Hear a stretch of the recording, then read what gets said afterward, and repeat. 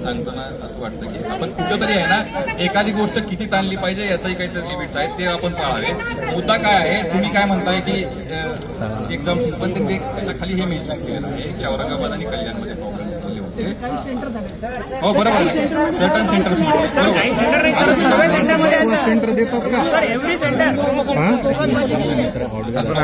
कल्याणमध्ये specific problem होते हे तर आलेलं आहे. त्याच्यामध्ये प्रॉब्लेम ऍड्रेस पण केले जातील, एक्झामाइन पण केले जातील आणि ते तुम्हाला कम्युनिकेट पण केले जातील. एवढ्या सगळ्या गोष्टी क्लिअर आल्यानंतर ना आता अजून तुम्हाला काय पाहिजे मला एक सांगा.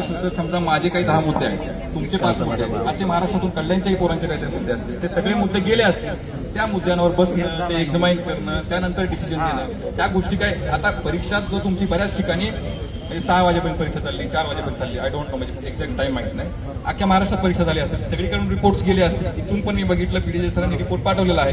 ते सगळं ते बसून तुम्हाला कम्युनिकेट एक आणि हे ऑफिशियल वेबसाईटवर आजच्या डेटमध्ये सही रजिस्ट्रार पर्सोनेल अशा पद्धतीनं ते आलेलं आहे.